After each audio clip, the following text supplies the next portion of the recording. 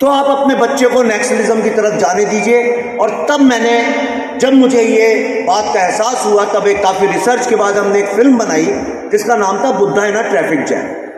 खेर साहब भी थे उसमें। उस फिल्म को बॉलीवुड के लोगों ने कई साल तक रिलीज नहीं होने दिया। मैं जिसको दिखाता था वो पहले कहता था कि अच्छी है फिल्म, लेकिन जब देखता था उसको तो मना कर देता था। मुझे ये समझ में आया कि मैं अर्बन नक्सल्स को ही अपनी फिल्म दिखा रहा हूं, तो ये कैसे रिलीज हो। लेकिन तब मैंने अपनी मां की याद में एक बात तय की थी कि कुछ भी हो जाए, जब हम इसका भ्रमण करने निकले और जगह जगह यूनिवर्सिटीज में मैंने दिखाना तय किया, तो मैंने कहा चाहे कुछ भी हो जाए, जिस तरह से गंगा बहते बहते तमाम यमुनाओं को अपने साथ जोड़ते हुए फाइनली यहां के थमती है, इस तरह ये यात्रा कलकत्ता में जादवपुर यूनिवर्सिटी में होनी चाहिए, मैंने अपनी मां की याद में सोचा। लेकिन जब मैं जादवपुर यूनिवर्सिटी के गेट नंबर आई थिंक 4 से जब अंदर गया, तो मेरी गाड़ी को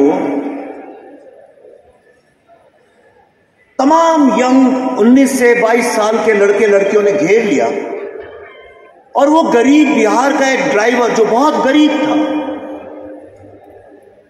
उसको मारा, गाड़ी को तोड़ा। फिर जब मैं बाहर निकला तो मेरे ऊपर हमला किया और मेरा कंधा तोड़ा, जो आज तक पूरी तरह से ठीक नहीं हुआ। तो वो जादवपुर यूनिवर्सिटी जिसकी मिसाल सुन सुन के मैं बड़ा हुआ था, क्या कारण है कि भारत को आजादी मिलने के बाद, जब हम एक स्वतंत्र राष्ट्र बन गए, तमाम लोगों के बलिदानों के बाद, उसमें घुसते ही साथ ऐसा क्यों लगा कि मैं भारत नहीं किसी और राष्ट्र में हूं? यह पतन कैसे हुआ? अभी मैं आ रहा था रास्ते में, तो मैंने ऐसे ही सोचा कि अच्छा जा रहा हूं, मुझे आइडिया नहीं था कि इतने सारे लोग आए होंगे यहां पे और बात एक अलग लेवल की होगी। मैंने ऐसी कार में आते आते एक लिस्ट बनाई। मैंने कहा मैं कितने सारे ऐसे लोग हैं, महान बंगाली ग्रेट पर्सनैलिटी, जिनने मुझे प्रभावित किया है, और मैंने अलग अलग डिसिप्लिन में उनका नाम लिखना शुरू किया। और गर्व से मेरा सीना चौड़ा हो गया। आप किसी भी आर्ट्स में ले लें, चाहे टैगोर का नाम लें, चाहे बंकिम बाबू का लें, चाहे शरद बाबू का लें, सत्यजीत रे का लें, ईश्वर चंद्र विद्यासागर जी का लें, दीनबंधु मित्रा जी का लें, अक्षय कुमार दत्त जी का लें। कई लोगों ने तो शायद ये नाम, हो सकता है बहुत सारे लोग ये नाम जानते भी ना। ये दुर्भाग्य हमारे एजुकेशन सिस्टम का।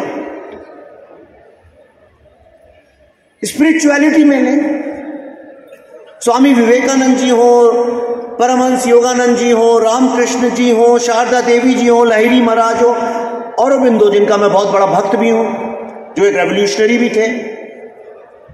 साइंस में आप देखिए सत्येंद्र नाथ बोस, आशुतोष मुखर्जी, जगदीश चंद्र बोस, गोपाल चंद्र भट्टाचार्य, शिशिर कुमार मित्रा, मेघनंद साहा, लाइन कितनी लंबी है। पॉलिटिक्स में लीजिए सुभाष बाबू, खुदीराम बोस, चितरंजन दास, राम प्रसाद मिश्र को, श्यामा प्रसाद मुखर्जी, और एक नाम जिसको विधिवत तरीके से इतिहास के पन्नों से मिटा दिया गया, जिसका बहुत बड़ा कंट्रीब्यूशन है, श्री गोपाल पाठक।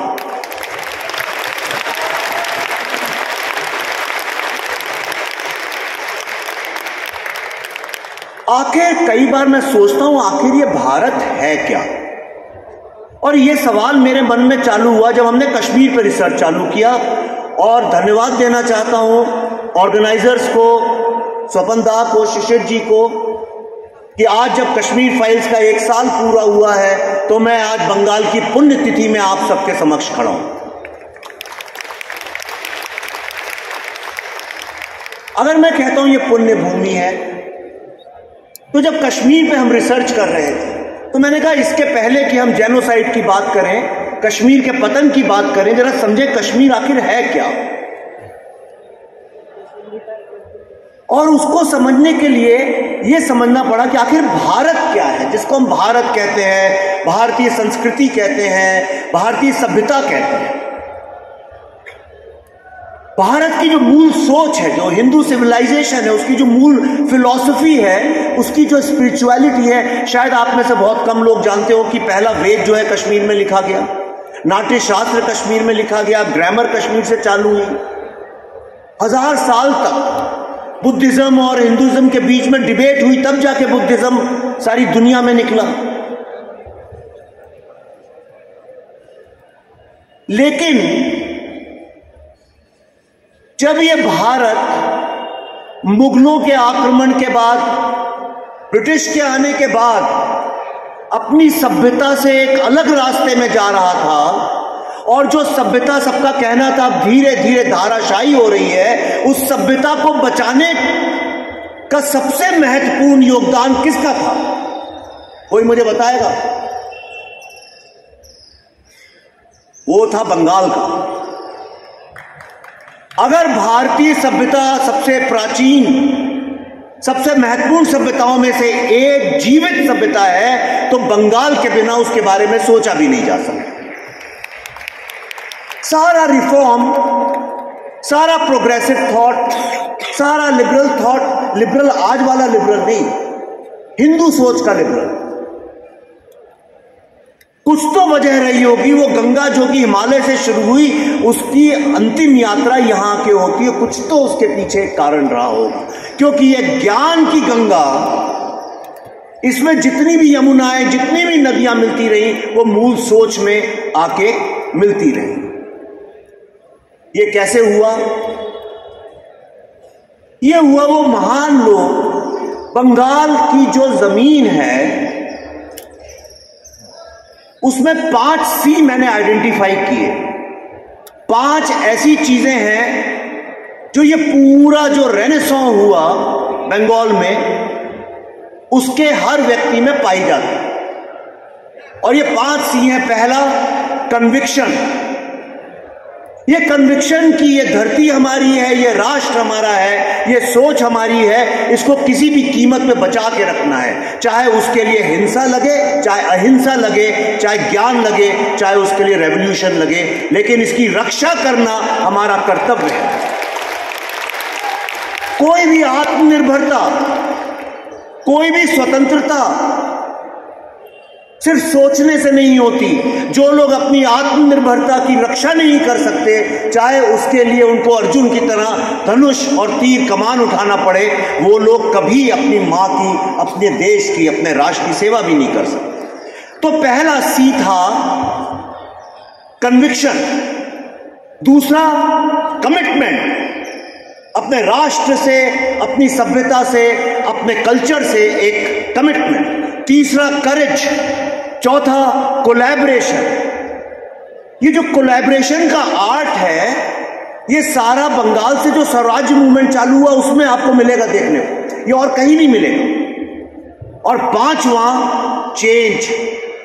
पुराने ट्रेडिशंस, पुरानी कुप्रथाओं, गंदी ट्रेडिशंस, गंदी व्यवस्थाओं से चेंज, एक नई सोच लाना। चाहे वो सत्यजीत रे की फिल्मों में दिखे आपको, चाहे विवेकानंद की रेवोल्यूशनरी स्पिरिचुअल थॉट प्रोसेस में मिले, चाहे भगवान रामकृष्ण में मिले, चाहे शरद बाबू के लिटरेचर में मिले, बंकिम बाबू के लिटरेचर में मिले, बट चेंज। तो conviction, commitment, collaboration, courage and change.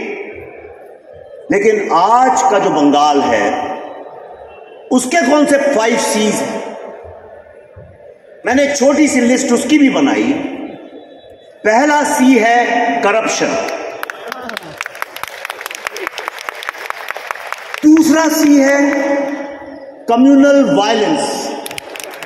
और ये कम्युनल वायलेंस आप सब जानते हैं किस कम्युनिटी के अगेंस्ट है, इसके बारे में बोलने की जरूरत नहीं।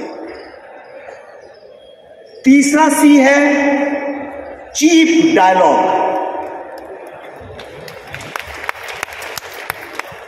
चौथा सी है चमचागिरी। और 5वां सी है, इंग्लिश का एक वर्ड है, मुझे खुद बोलने में दिक्कत जाती है उसको, लेकिन स्वपंदा होते तो शायद मुझे बताते किस तरह से उसे बोला जाता है। हमारे बस्तर में, मध्य प्रदेश में एक जगह है बस्तर, जहां बहुत नक्सल लोग बंगाल से भेजे गए एक्सपोर्ट। वहां पे एक पेड़ होता है, उसमें एक फल लगता है, उसका नाम है महुआ। महुआ। अगर महुआ धूप में ज्यादा देर तक रह जाए तो फर्मेंट हो जाता है और शराब बन जाती है, उससे नशा हो जाता है। तो बहुत ज्यादा अगर महुआ पी लिया जाए तो एक 5वां सी बनता है जिसको कहते हैं चुत्स्पा।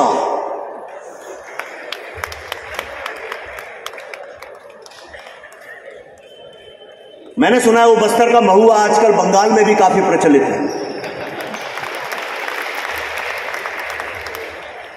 तो corruption, communal violence, cheap dialogue, चमचागिरी और चुत्स्पा, आखिर हम यहां तक कैसे पहुंचे?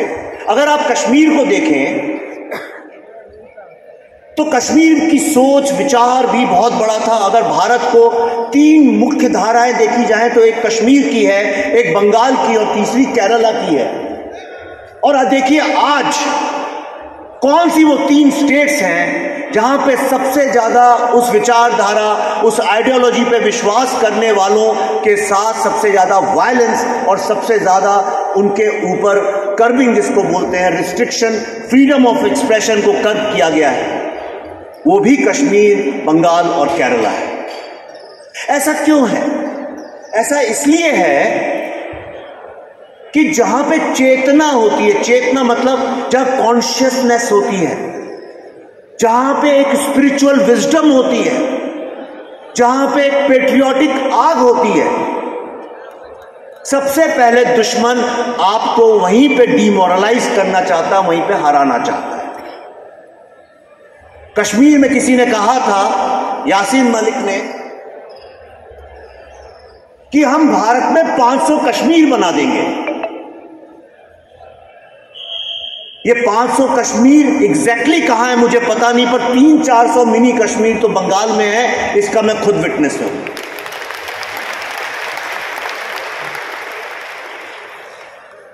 ये कहां से शुरू हुआ? ये शुरू हुआ एक्चुअली सन 1920 में। 1920 में जब खिलाफत मूवमेंट चालू किया गया, उसकी चर्चा हुई। खिलाफत मूवमेंट का मतलब वो नहीं है जो बहुत सारे लोग सोचते हैं किसी की खिलाफत करना। खिलाफत मूवमेंट का मतलब था कि जो टर्की में खलीफा है उसी को अपना सर्वे सर्वा मानना, भारत की अथॉरिटीज को नहीं मानना और टर्की में बैठे खलीफा को मानना। मतलब आपका जो एलिजियंस है, आपकी जो लॉयल्टी है, वो राष्ट्र भारत के साथ नहीं है, बल्कि आपकी अपने धर्म और किसी और के साथ है। और बंगाल के बहुत सारे चिंतकों ने उसका विरोध किया, लेकिन गांधी जी ने कहा नहीं नहीं, इसको हम सपोर्ट करते हैं। उसको सपोर्ट करते साथ 2 बातें हुई। नंबर 1, मोपला में हिंदू जेनोसाइड हुआ और कलकत्ता में भारत के पार्टीशन का सबसे पहला मेमोरेंडम रखा गया। और भारत का जो पार्टीशन है उसकी नींव इस खिलाफत मूवमेंट से बंगाल में ही रखी गई। और कोई आश्चर्य की बात नहीं है, अभी जब शाहीन बाग में सीए के अगेंस्ट प्रोटेस्ट चल रही थी तो वहां पे जगह जगह लिखा था खिलाफत 2.0। तो मैंने कहा ये खिलाफत तो आजादी के बाद खत्म हो जाना चाहिए था, ये आज तक जिंदा कैसे है? तो मैंने उस पर रिसर्च करना चालू किया और वो रिसर्च करते करते एक इतनी खौफनाक, एक इतनी डेंजरस पिक्चर हमारे सामने आई। अगर इसको अभी रोका नहीं गया तो बंगाल का भी कश्मीर बनने में कोई बहुत ज्यादा वक्त नहीं लगेगा। कश्मीर भी याद रखिए, एक वक्त में 100% भारतीय हिंदू सभ्यता में बड़े हुए हिंदू पवित्र लैंड था। और आज डेमोग्राफी ऐसे चेंज हुई है कि आज वहां के जो नेटिव लोग हैं वही वहां नहीं रहते हैं और जिन लोगों ने इन्वेड किया था वो लोग वहां रहते हैं। आप यकीन मानिए, मैं पूरी रिस्पॉन्सिबिलिटी और सिंसियरिटी के साथ आपसे ये बात बोल रहा हूं, बंगाल विश्व की गिनी चुनी सबसे ज्यादा जागरूक डीएनए वाली भूमि है। लेकिन जिस तरह से एक बड़ा बहुत एक मॉन्यूमेंटल एक टूरिस्ट स्पॉट जैसा होटल यहां पे है, ग्रैंड ओबेरॉय। एक जमाने में उसके ऊपर किताबें लिखी जाती थी, लोग आते थे यहां पे, लेकिन वहां सामने धीरे धीरे फुटपाथों पे आप देखिए किस तरह से हॉकर्स बैठ गए। आज वो जगह हॉकर्स की लेन बन गई है और एक इतने बड़े यहां के टूरिस्ट अट्रैक्शन को खत्म कर दिया गया।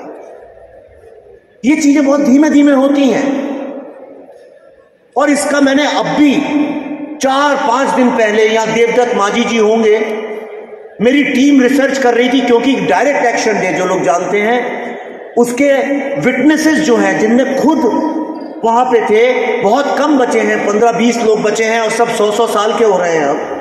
तो उनके इंटरव्यूज करने मैंने अपनी टीम भेजी, लेकिन वो लोग कुछ दिन में वापस आ गए। बहुत बड़ा उनके साथ कांड हुआ, पुलिस आई, घेराव हुआ, दुनिया भर की चीजें हुई और वो जो लड़के थे उन्होंने बोला चाहे कुछ भी हो जाए हम कहीं भी जाएंगे पर बंगाल नहीं जाएंगे। ये जो खौफ और ये डर है,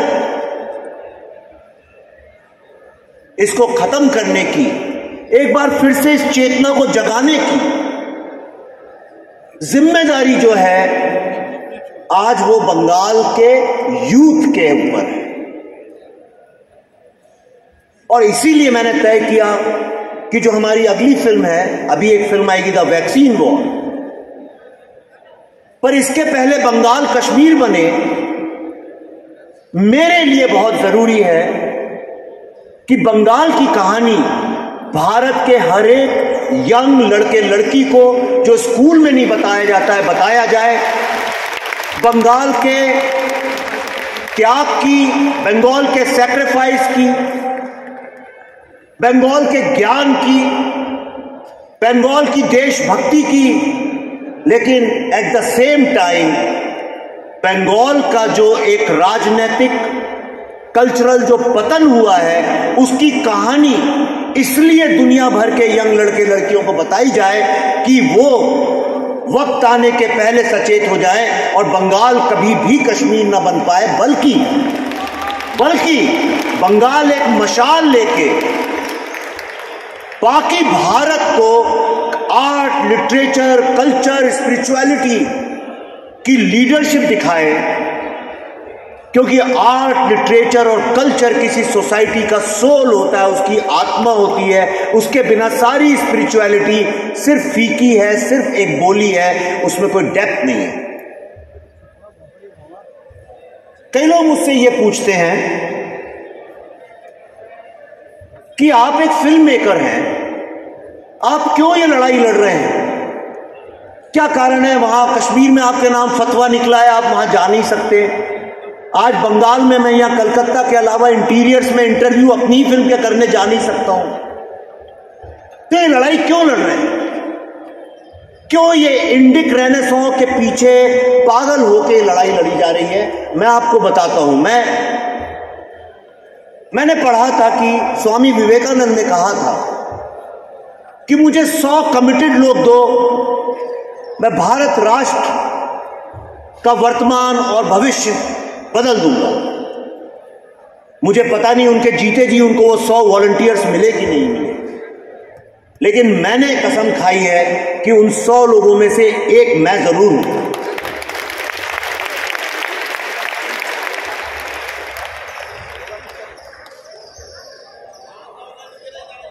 आज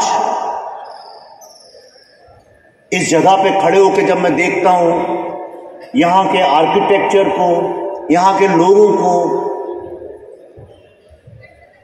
तो कई बार सोचता हूं कि वो ज्वाला, वो आग, वो रेवोल्यूशनरी फीलिंग, समाज को बदल देने की जो पेट में को हटती है, वो कहां गई? ऐसा तो नहीं कहीं हम लोग हिस्ट्री की लेफ्टिस्ट लोगों ने जो किताबें लिखी है पढ़ पढ़ के इतने ज्यादा अहिंसा से प्रेम करने लगे कि हम काली को ही भूल गए, और आज कोई भी राक्षस हमारे छाती पे पांव रख दे तो हम कहते हैं वाह कोई बात नहीं। ब्रिटेन के प्राइम मिनिस्टर जब कलकत्ता आए एटली पहली बार, तो उनसे किसी ने पूछा था, आई थिंक गवर्नर साहब जो पहले चीफ जस्टिस हुआ करते थे, उन्होंने एटली से पूछा what was the contribution of Gandhi in India's freedom movement, and he said minimal, मतलब एकदम कम। कहां है आज के सुभाष चंद्र बोस, कहां है आज के वो श्री अरबिंदो? ये फिर से एक बार, पहले बंगाल रेनेसां था, आज इंडिक रेनेसां की जरूरत है। और मैं चाहता हूं वो आग, वो मशाल, वो ज्वाला, वो यज्ञ यहीं से शुरू हो और बंगाल के यंग लड़के लड़कियों से शुरू हो।